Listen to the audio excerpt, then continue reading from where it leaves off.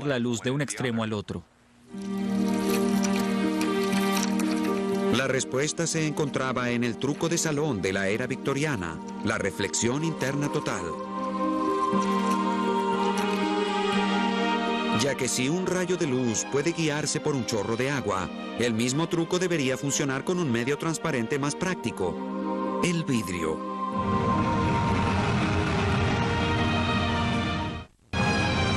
El vidrio poseía las propiedades ideales para transmitir la luz. Del mismo modo que los cables de cobre transportaban la electricidad, el cable coaxil transportaba las ondas de radio. Pero curiosamente, los ingenieros en comunicación no fueron los primeros en sacar provecho de esta capacidad, sino los médicos. Médicos que desesperadamente necesitaban una manera de ver los estómagos de sus pacientes. Durante la primera mitad del siglo XX, ellos utilizaron el rígido y doloroso gastroscopio. En esencia, se trataba de tubos huecos con espejos orientados convenientemente. Pero en 1956, un estudiante de primer año de la Universidad de Michigan, Lawrence Curtis, presentó para un proyecto de física un instrumento más agradable para los pacientes, en el que utilizó fibra de vidrio flexible. Descubrió que las fibras individuales podían transmitir una imagen diminuta a lo largo de unos metros. Pero cuando unió las fibras en un gran ramillete para obtener una imagen mayor, se encontró con inconvenientes. Uní todas las fibras y me dispuse a ver cómo se veía esa imagen. Lo que encontré fue que muchas fibras se rompieron y lo más sorprendente era que no había ninguna imagen, nada. Las retiré del tubo, tomé las fibras y las apreté a todas juntas. Pude ver que la luz parecía gotear entre una fibra y otra. Curtis pronto supo que andaba mal. Cuando cada fibra está rodeada de aire, la reflexión interna total mantiene los rayos de luz en su interior. Pero cuando las fibras están bien apretadas entre sí, ese efecto se desvanece y la luz fluye libre entre ellas.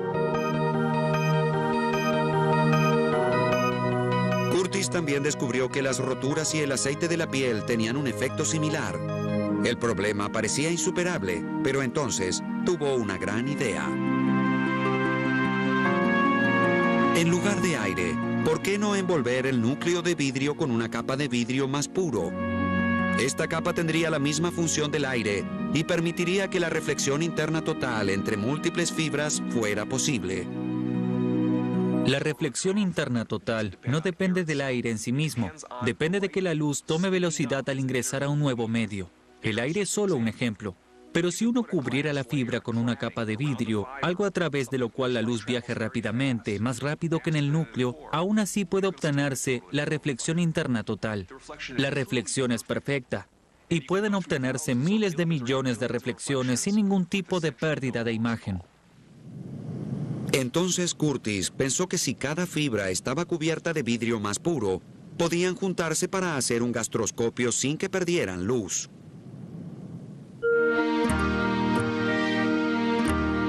Teniendo un tubo de vidrio ultra claro para la capa superior y una barra de vidrio no tan claro para el núcleo, Curtis se preparó para diseñar las fibras individuales.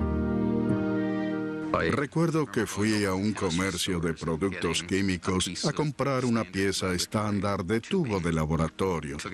La llevé a mi laboratorio y la acomodé en el aparato para estirar fibras.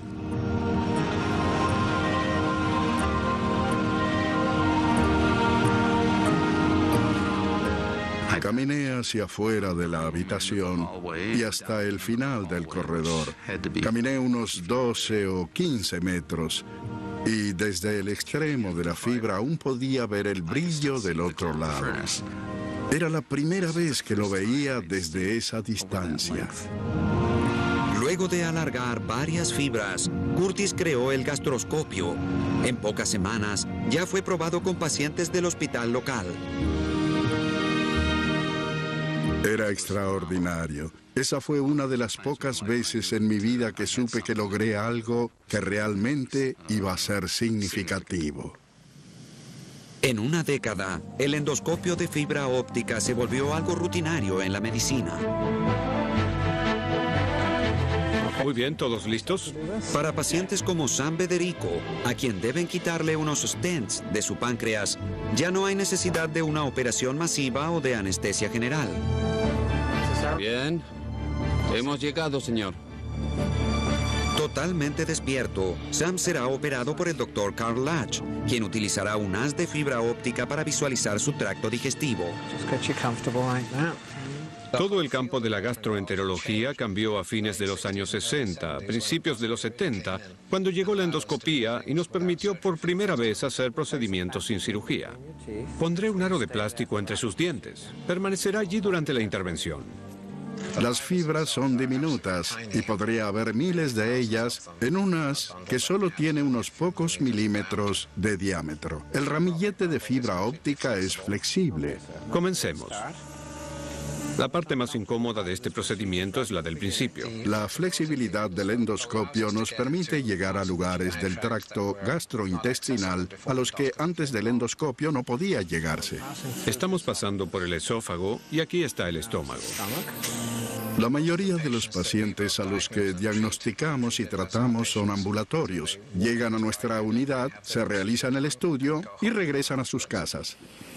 Actualmente, los gastroscopios permiten a los cirujanos no solo ver, sino también operar. El tubo que lleva la fibra óptica tiene un canal para instrumental especialmente diseñado. Este es un aro angulado que permite tomar un dispositivo como el stent. Lo quitaré a través del canal. Para fines de los 60, enviar luz a través de un endoscopio de fibra óptica era una práctica común. Pero la verdadera revolución, la que Bell soñó un siglo antes, aún estaba por llegar.